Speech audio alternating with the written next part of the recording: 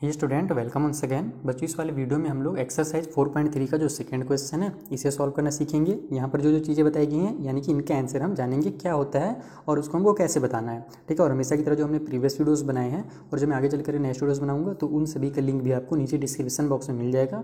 वहाँ से जाकर के आप अपने सारे डाउट्स एक ही बार में क्लियर कर सकते हैं। ठीक है। तो ये स्टार्ट करते हैं और रीड करते हैं क्वेश्चन नंबर हमारा सेकेंड।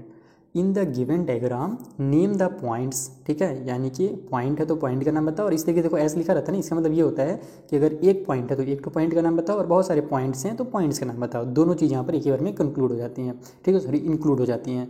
तो यहाँ पर हमारा जो फर्स्ट क्वेश्चन है इसमें क्या बोल रहा है, in the interior of angle DOE। तो सबसे पहले आप देखो कहाँ पर हमारा DOE बन रहा है। तो देखो D कहाँ गया भैया, ये रहा D, ये रहा O और ये रहा E। यानी यहाँ पर जो एंगल बन रहा है ना इसके बारे में हमसे बोला गया है।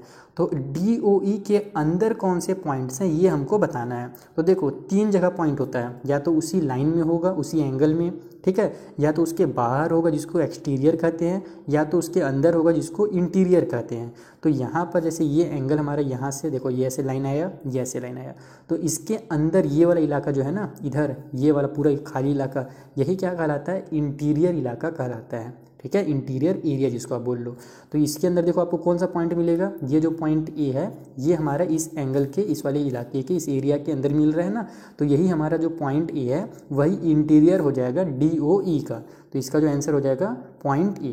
ठीक है, तो यहाँ पर आप लिख दो पॉइंट ए या फिर सीधे सीधे ए भी लिख सकते हो। क्लियर।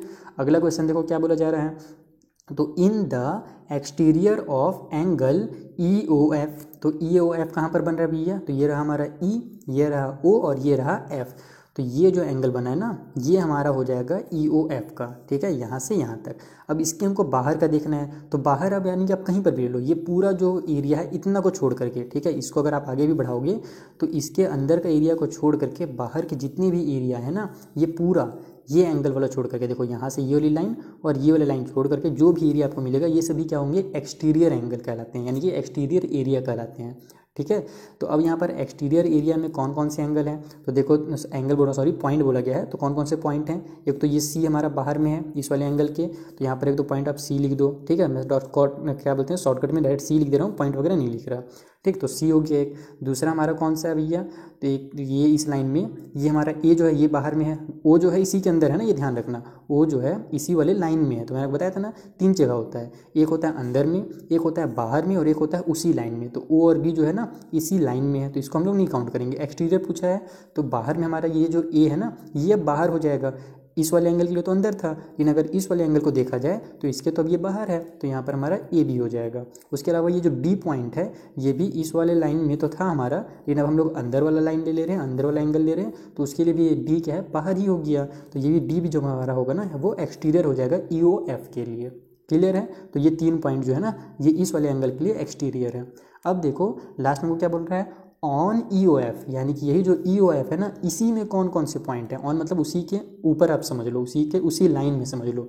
तो यहाँ देखो सबसे पहला तो ये हमारा E जो है इसी लाइन में है, तो आप इसको इसका जो आंसर होगा सबसे पहले आप E लिख लो।